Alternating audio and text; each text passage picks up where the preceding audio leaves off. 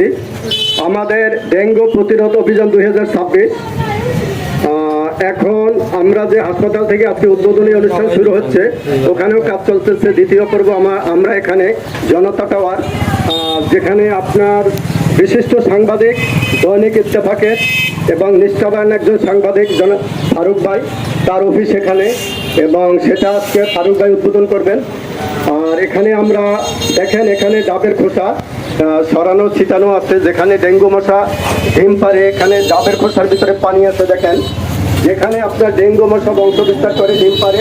এবং এখানে যে জনতা টাওয়ারের নিচে দেখেন পানি জমে আছে। এই সব জায়গায় আসলে ডেঙ্গু এডিস মশার একটা বিশেষ বৈশিষ্ট্য হলো পরিষ্কার পানি।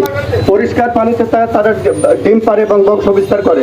আসলে আমাদের একটা ভুল ধারণা আছে, নোংরা পানিতে কিন্তু এডিস মশা ডিম পারে না। তারপরেও কিন্তু, আর যদি দেখেন ভাঙা টায়ার, কাঁচের বোতল, তারপরে আপনার ফ্রিজের ট্রে 3 দিন পর পর এগুলো আসলে পরিষ্কার করা উচিত। আশেপাশে জমে থাকা পানি 3 দিন পর পর পরিষ্কার করবেন, আর তাহলে ডেঙ্গু মশার উপদ্রব কমে যাবে। আর যদি কিছুই না থাকে, আপনি 10 লিটার পানির ভিতরে 1 লিটার কেরোসিন মিশিয়ে আপনার বাড়িঘরে আশেপাশে ছিটিয়ে দেন, লার্ভাগুলো মরে যাবে, অনেক পোকামাকড় থাকবে না।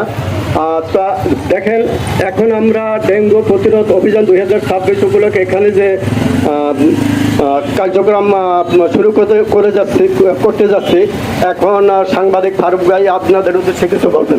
আসসালামু আলাইকুম।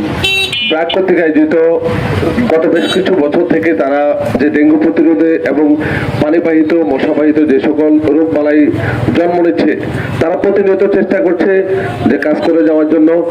রামগঞ্জ উপজেলা স্বাস্থ্য কমপ্লেক্স থেকে শুরু করে, কারণ সবচেয়ে বেশি সেন্সিটিভ এরিয়া হচ্ছে রামগঞ্জ উপজেলা স্বাস্থ্য কমপ্লেক্স, তো সেখান থেকে শুরু করে তারা রামগঞ্জ পৌরসভার বিভিন্ন এলাকায় ইতিমধ্যে তাদের এই ব্র্যাকের উদ্যোগে, ব্র্যাকের অর্থায়নে যে তাদের যে ডেঙ্গু প্রতিরোধে অভিযান 2026 আজকেও চলছে, চলমান রয়েছে। আজকে রয়েছে তারা রামগঞ্জ জনতা ইউনিটি টাওয়ারে নিচতলা এবং আন্ডারগ্রাউন্ডে জমে থাকা পানি, একেবারে পরিষ্কার পানি। আপনি জানেন ইতিমধ্যে যে সরকারও ঘোষণা দিয়েছে যে পরিষ্কার পানি থেকে মূলত ডেঙ্গু জন্ম নেয়, এবং ডেঙ্গু একটি মারাত্মক রোগ। এটা রোগের কাতারে আমরা ধরি না, কিন্তু দিন শেষে দেখা গেছে ডেঙ্গুতে অনেক মানুষ মারা গিয়েছে। করোনাকালীন সময়ে করোনার পাশাপাশি সবচেয়ে যেটা উপদ্রব ছিল, সবচেয়ে বেশি ভয়ঙ্কর ছিল, সেটা হলো ডেঙ্গু। ডেঙ্গুতে যতগুলো মানুষ মারা গেছে, করোনা তার থেকে কম মানুষ মারা গিয়েছে। তো আমরা ব্র্যাকের এই ধরনের কার্যক্রম সবসময় অব্যাহত থাকবে, এবং আজকের অনুষ্ঠান, আজকে যে ডেঙ্গু প্রতিরোধ যে ব্র্যাকের যে কার্যক্রম, আমি রামগঞ্জ